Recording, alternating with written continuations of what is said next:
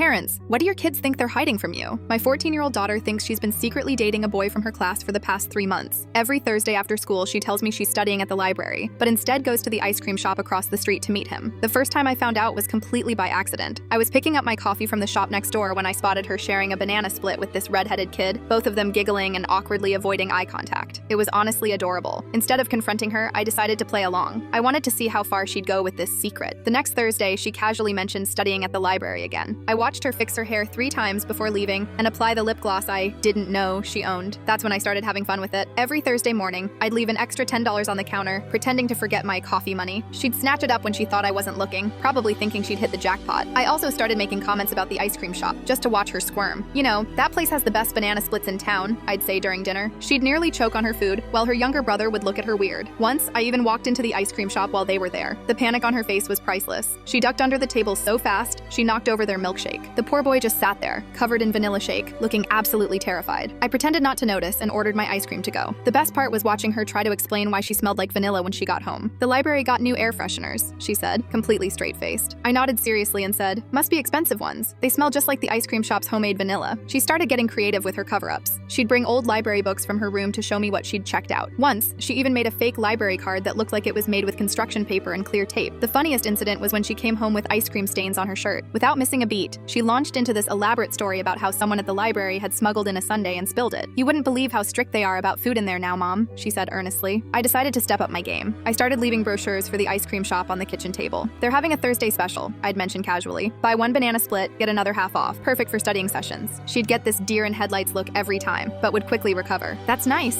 she'd say, voice slightly higher than normal. But you know I'm lactose intolerant. She's never been lactose intolerant in her life. Last week, she came home with a permission slip for a library study group that meets every Thursday. The form looked suspiciously like it was written in the same handwriting as her English homework. I signed it without comment, watching her try to hide her victorious smile. Yesterday was the cherry on top. I ran into the boy's mother at the grocery store. Before I could say anything, she launched into this whole story about how her son is finally taking his studies seriously with his Thursday library sessions. We both kept straight faces, but I could see her trying not to laugh. I'm still waiting for my daughter to come clean. Meanwhile, I've started a collection of all her fake permission slips, library cards, and elaborate excuses. I plan to frame them and give them to her on her wedding day. Maybe by then, she'll finally admit that the library's new air fresheners were actually just ice cream all along. But the real kicker? Last night at dinner, she casually mentioned that the library is thinking of installing an ice cream vending machine. You know, for brain food, she explained seriously. I nearly spit out my drink.